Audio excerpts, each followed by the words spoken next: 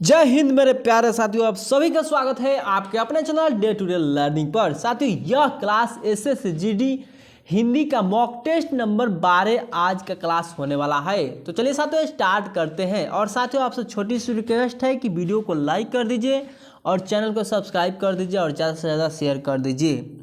और साथियों आप अपने पास कॉपी और पेन रख लीजिए, जिससे कि आप वीडियो के अंत में कमेंट कर सके कि आपका स्कोर कितना बन रहा है। तो चलिए साथियों आज का प्रथम क्वेश्चन देखते हैं।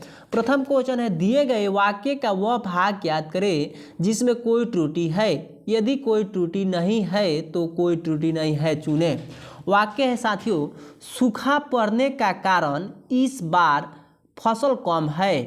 कोई त्रुटि नहीं। क्वेश्चन है, सूखा पड़ने का कारण इस बार फसल कम है और कोई त्रुटि नहीं। तो साथियों इसमें देखना है आपको कि किस भाग में त्रुटि है। तो साथियों यहाँ जो राइट आंसर होगा ऑप्शन नंबर सी, यानी दूसरा भाग में त्रुटि है, क्योंकि सूखा पड़ने का कारण नहीं होकर यहाँ होना चाहिए था के कारण इस बार फसल कम है। अगला क्वेश्चन देखते हैं, दिए गए शब्द का समानार्थी शब्द बताना है। शब्द है वानर। वानर शब्द का समानार्थी शब्द बताना है। ऑप्शन है मधुकर, कपि, गज और मनुज।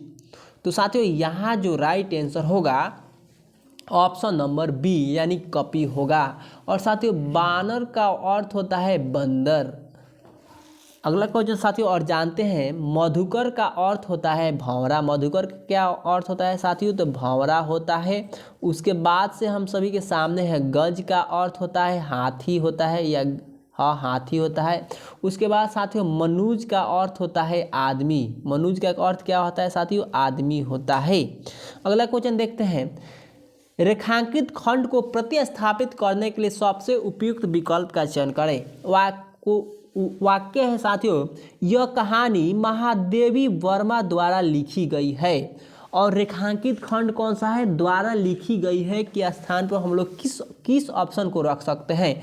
ऑप्शन है द्वारा लिखी गई है, से लिखी है, या किसी बदलाव की आवश्यकता नहीं, या द्वारा लिखा गया है। तो साथियों यहाँ जो राइट आंसर होगा ऑप्शन नंबर ए, यानी यह कहानी महादेवी वर्मा द्वारा लिखी गई है। अगला क्वेश्चन देखते हैं साथियों। और साथियों आप भी साथ में क्वेश्चन का आंसर अपना कॉपी में नोट करते चलिए। अगला क्वेश्चन है, उस विकल्प का चयन करें जो निम्न मुहावरे का सही अर्थ व्यक्त करता हो।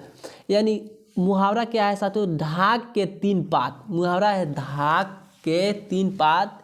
मुहावरा का अर्थ क्या होगा? ऑप्शन है अव्यवस्थित होना, निस्सार बातें करना, व्यर्थ प्रशंसा करना और सदा एक ही दशा में रहना। तो साथियों ढाक के तीन पात का अर्थ होता है सदा एक ही दशा में रहना, यानी option number D right answer होगा। अगला क्वेश्चन देखते हैं, शुद्ध शब्द को पहचानिए। यानी शुद्ध शब्द ऑप्शन में यह कौन सा शुद्ध शब्द लिखा गया है?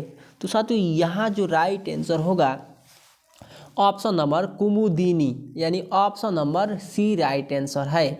बाकी प्रौढ़ न लिखकर यह साथियों होता है प्रौढ़ होता है, प्रौढ़। और यह साथियों तृतीय इस प्रकार से लिखा जाता है, तृतीय। और साथियों कार्यक्रम तो आपको पता ही होगा कि कार्यक्रम किस तरह से लिखा जाता है, कार्यक्रम।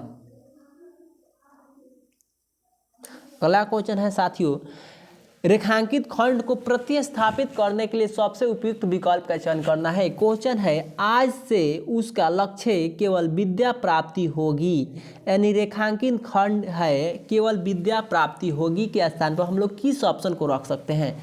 शेष विद्या प्राप्ति होगी, ऑप्शन ए है। बी में है मात्र विद्या प्राप्ति होगी, और सी में है किसी बदलाव की आवश्यकता नहीं, और डी में है केवल विद्या प्राप्ति होगी। तो साथियों यहाँ जो राइट आंसर होगा ऑप्शन नंबर डी, यानी केवल विद्या प्राप्ति होगा। यानी होगी के जगह पर साथियों होगा होना चाहिए, इसलिए option number D right answer होगा। अगला क्वेश्चन देखते हैं, दिए गए वाक्यांश के लिए एक शब्द है। वाक्यांश क्या है साथियों? तो जो एक ही माता के उदर से उत्पन्न हुए हो, हम लोग उसे एक शब्द में क्या कहेंगे? ऑप्शन है लंबोदर, समआयु, या समव्यक्ष और सहोदर।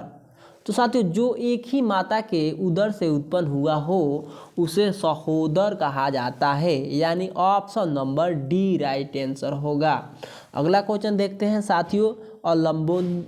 और अगला क्वेश्चन है विहंग रेखांकित शब्द का पर्यायवाची कौन सा नहीं है, यानी विहंग का पर्यायवाची कौन सा नहीं है। ऑप्शन है पंछी, पक्षी, केहरी या खग। तो साथियों हम लोग जानते हैं पंछी, पक्षी और खग और विहंग सभी यह पर्यायवाची चिड़िया का होता है। और केहरी जो होता है साथियों, इसमें राइट आंसर होगा केहरी, क्योंकि केहरी जो होता है, केहरी का अर्थ होता है शेर, यानी केहरी का अर्थ होता है शेर। अगला क्वेश्चन है साथियों, देखते हैं आँख में कौन गिर गया, त्रुटि का परिचय दीजिए। यानी किस ऑप्शन में, यानी कौन के जगह पर हम लोग किस ऑप्शन को रख सकते हैं। क्रिया मतलब कौन किस में त्रुटि है, यानी क्रिया की त्रुटि है, विशेषण की त्रुटि है, सर्वनाम की त्रुटि है, संज्ञा की त्रुटि है। तो साथियों यहाँ जो होगा आँख में कौन गिर गया में साथियों सर्वनाम की त्रुटि है, यानी option number C right answer होगा। अगला क्वेश्चन देखते हैं प्रत्येक कार्य को फूंक फूंक कर करना चाहिए, रेखांकित मुहावरे का अर्थ स्पष्ट कीजिए। यानी फूंक फूंक कर का अर्थ होता है जल्दी से कार्य करना, किसी को कार्य करने देना, या अच्छी तरह से सोचकर कार्य करना, या कार्य करने में आलस करना। तो साथियों यहाँ जो राइट आंसर होगा फूंक फूंक कर का अर्थ होता है अच्छी तरह से सोचकर कार्य करना, यानी option number C right answer होगा। अगला क्वेश्चन है दिए गए शब्द के विलोम शब्द का चयन करें। शब्द है साथियों करुण का विलोम शब्द क्या होगा। ऑप्शन है मधुर, नर्म, निष्ठुर, दयालु। तो साथियों सबसे पहले तो हम लोग जानेंगे करुण का अर्थ क्या होता है। तो साथियों करुण का अर्थ होता है दयालु। करुण का अर्थ क्या होता है साथियों, दयालु। और यह ऑप्शन डी में है दयालु। तो ये तो साथियों विलोम नहीं हुआ। और करुण का, और उसके बाद है साथियों करुण का अर्थ होता है दयालु, और हम लोग को क्या करना है, विलोम शब्द चुनना है। तो साथियों विलोम जो इसमें राइट आंसर होगा option number C right answer होगा, क्योंकि निष्ठुर का विलोम होता है निर्दयी। और साथियों अगला क्वेश्चन देखते हैं। अगला क्वेश्चन है अशुद्ध बर्तनी को पहचानिए, यानी अशुद्ध बर्तनी कौन सा लिखा गया है आपको ऑप्शन में पहचान करना है। पड़ोसिन, चर्मोचर्क, झंडा या आजीविका। तो साथियों इसमें जो राइट आंसर होगा option number B right answer होगा, क्योंकि चर्मोत्सर्ग ऐसे लिखा जाता है, चर्मो आधा तो कर्स लिखा जाता है, यानी इस तरह से लिखा जाता है, ना कि इस तरह से, इसलिए option number B right answer होगा। अगला क्वेश्चन है दिए गए वाक्य में रेखांकित अंश को प्रतिस्थापित करने के लिए सबसे उपयुक्त विकल्प का चयन करना है। वाक्य क्या है साथियों, तो सरकार ने कलाकार को पुरस्कार अर्पित किया, यानी अर्पित किया के अर्पित के जगह पर हम लोग किस ऑप्शन को रख सकते हैं, दान, सम्मानित, निर्गत या प्रदान। तो साथियों यहाँ जो होगा राइट आंसर सरकार ने कलाकार को पुरस्कार प्रदान किया, यानी option number D right answer होगा। अगला क्वेश्चन देखते हैं दिए गए, इसमें भी साथियों रेखांकित खंड को प्रतिस्थापित करना है। ऑप्शन है साथियों वही क्वेश्चन है, रिक्त स्थान को पूर्ति करना है। साथियों यह डैश का विषय है कि हमारे देश में अनेक महापुरुष हुए, यानी डैश के स्थान पर हम लोग क्या रख सकते हैं, दुर्भाग्य, उपेक्षित या गर्व या सम्मान्य। तो साथियों यहाँ जो राइट आंसर होगा ऑप्शन नंबर सी, क्योंकि यह जो बनेगा वाक्य यह गर्व का विषय है कि हमारे देश में अनेक महापुरुष हुए। अगला क्वेश्चन देखते हैं दिए गए शब्द का विलोम शब्द चुनना है, यानी गमन का विलोम शब्द बताना है।